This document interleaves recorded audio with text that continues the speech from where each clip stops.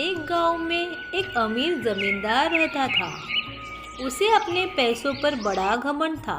जितने अधिक पैसे उसके पास थे, उतना ही वह कंजूस भी था। अपने खेतों में काम करने वाले किसानों से वो खूब काम कराता था, मगर पगार कौड़ी भर भी नहीं देता था। उसी गांव में रमेश नाम का किसान रहता था। उसके पास थोड़ी सी जमीन थी। उसी में खेती करके वो अपना और अपने परिवार का गुजारा चलाता था। रमेश बहुत ही मेहनती था। दिन भर अपने खेत में काम करता और अपने मेहनत के दम पर इतनी फसल प्राप्त कर लेता कि अपनी और अपने परिवार की 2 वक्त की रोटी जुटा सके। एक साल गांव में बहुत ही खतरनाक सूखा पड़ा। बिना बारिश के खेत और खलिहान सूखने लगे।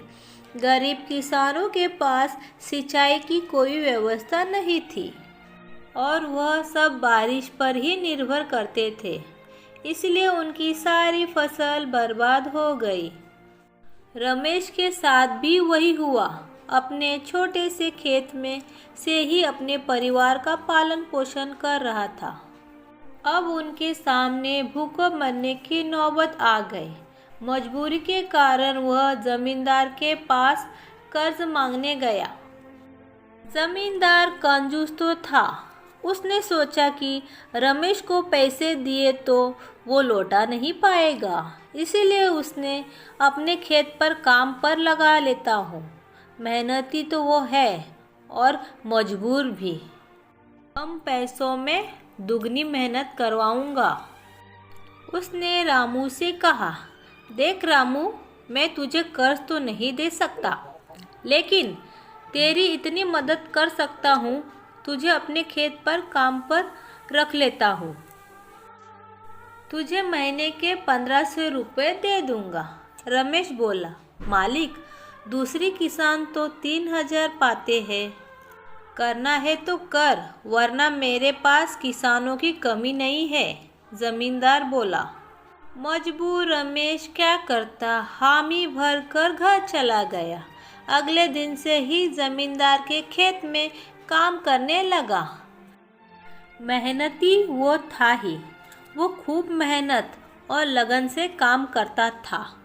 4 महीने का काम 2 महीने में ही कर दिया। यह सब देखकर जमींदार खुश हुआ, लेकिन उसके मन में मक्कारी जाग उठी। उसने सोचा कि 4 महीने का काम 2 महीनों में कर दिया, क्यों ना इसे निकाल दे। इससे मेरे 2 महीने के पैसे बच जाएंगे। उसने रमेश को बुलवाया और 2 महीने के पैसे दिया और कहा, रमेश, कल से तुम काम पर मत आना। अब मुझे तेरी ज़रूरत नहीं है। यह सुनकर रमेश परेशान हो गया। बड़ी मुश्किल से उसका घर चल रहा था। अब अपने परिवार का भरण पोषण कैसे करेगा।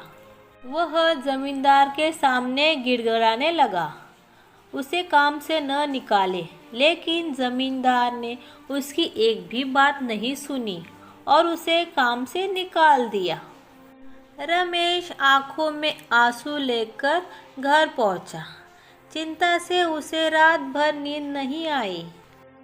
उसने फैसला किया कि वह सुबह जल्दी उठेगा और जमींदार के घर पर जाकर उसे काम पर रखने को कहेगा। वह जमींदार के घर के बाहर जाकर बैठ गया। जब जमींदार घर से बाहर निकला तो उसने देखा रमेश घर के सामने बैठा है। उसने रमेश से पूछा, क्या हुआ रमेश, क्यों आया है?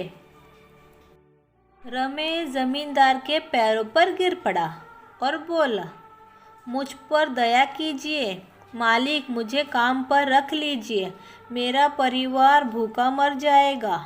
जमींदार ने उसकी एक भी बात नहीं सुनी और उसे धक्के मारकर बाहर निकाल दिया। रमेश उस समय तो वहाँ से रोते हुए चला गया। फिर रमेश अगली सुबह फिर जमींदार के घर के सामने आकर बैठ गया। जमींदार ने फिर से उसे भला बुरा कहकर भगा दिया। रोज यह काम चलने लगा। रमेश रोज जमींदार के घर के सामने बैठ जाता और जमींदार उसे भगा देता। पूरे गांव में इस बात की चर्चा होने लगी। सब जमींदार को भला बुरा कहने लगे। तंग आकर जमींदार ने सोचा कि क्यों ना कुछ दिन परिवार संग दूसरे गांव चला जाऊं।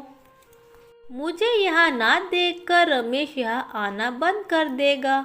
अगले दिन वह परिवार संग दूसरे गांव अपने रिश्तेदार के पास चला गया। 20 दिन रिश्तेदार के घर पर रहने के बाद वह अपने घर वापस आ गया तो उसने रमेश को अपने घर बैठा नहीं पाया। वह मन ही मन खुश हुआ कि उससे पीछा छूटा और वह चकित भी हुआ।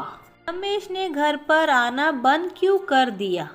उसने गांव वालों को बुलाकर पूछा तो पता चला कि रमेश घायल है।